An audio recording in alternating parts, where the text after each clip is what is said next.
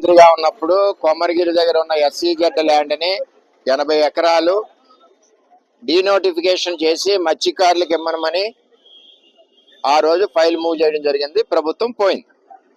జగన్మోహన్ రెడ్డి వచ్చాక కాకినాడ ఎమ్మెల్యే చంద్రశేఖర్ రెడ్డి 350 ఎకరాలు మా పిఠాపురం రైతుల భూములు మరి ఫోర్స్ చేసి ఎక్విజేషన్ చేసి 13,000 మందికి పట్టాలు ఇచ్చారు. 13,000 మందిలో ఇల్లులు కట్టిన వాళ్ళు ఎవరంటే 300-400 మంది. మిగిలిన స్థలాలన్నీ కూడా ఖాళీగా ఉన్నాయి అక్కడ. ఇప్పుడు చంద్రబాబు నాయుడు గారు భూసేకరణ పట్టాలకు ఏం చేశారో రాష్ట్ర వ్యాప్తంగా ఇంటెలిజెన్స్ కి ఆర్డర్స్ ఇచ్చారు, ఎంక్వైరీ చేయమని. అందులో కూడా కొమరగిరి లేఅవుట్ ఒకటి ఎంక్వైరీ చేయాలి. అక్కడ జరిగిన అవినీతి కొమరగిరి లేఅవుట్ లో రైతుల దగ్గర నుంచి దోచుకున్న డబ్బుని వీటిలన్నింటినీ కూడా అదే విధంగా మట్టి ఫిల్లింగ్ చేసిన అప్పుడు ఇన్వాల్వ్ అయిన ఎమ్మెల్యేలు, కాకినాడ ఎమ్మెల్యేతో పాటు ఇంకా ఉన్నారు మీ ఇన్వాల్వ్ అయిన ఎమ్మెల్యేలు, వాళ్ళందరి మీద కూడా దర్యాప్తు చేయాలి. ఇది కోట్ల కుంభకోణం. కొమరగిరి లేఅవుట్ దూరంపూడి చంద్రశేఖర్ రెడ్డి గారు కాకినాడ సంబంధించిన వాళ్ళకి లబ్ధిదారులకు ఇచ్చారు. మేమేమన్నామంటే ఆ రోజు కూడా కలెక్టర్ దగ్గర పోరాడాం, ధర్నాలు చేసాం.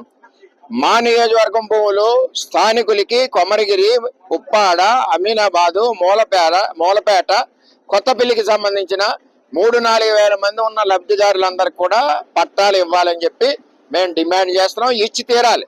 భూములు మా రైతుల భూములు, లేఅవుట్ వేసింది మా పిఠాపురంలో వేశారు. మేము అడిగేది స్థానికులకు అడుగుతున్నాం అని చేత ఇవన్నీ కూడా పవన్ కళ్యాణ్ గారికి కూడా ఉత్తరం ద్వారా నేను తెలియజేశాను. పవన్ కళ్యాణ్ గారు కూడా దీని మీద స్పందించి వెంటనే చర్యలు తీసుకుంటారు. ఆయనకు కూడా చెప్పాం. అలాగే చంద్రబాబు నాయుడు గారి దృష్టిలో కూడా పెడతాం.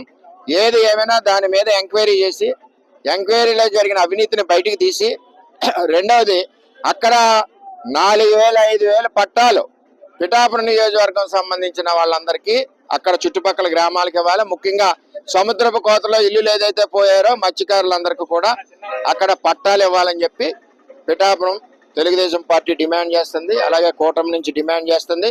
అలాగే మా ఉప ముఖ్యమంత్రి గారికి డిప్యూటీ సీఎం గారి దృష్టిలో పెట్టాం. ఆయన కూడా పేదలకి న్యాయం చేస్తారు. ఆయన కూడా దీని మీద చర్యలు తీసుకుంటారు. ఎందువల్లంటే పిఠాపురానికి సంబంధించిన భూమి ఎక్కడో కాకినాడ నుంచి వచ్చి అన్ని తీసేసుకుంటా అంటే ఎలాగా?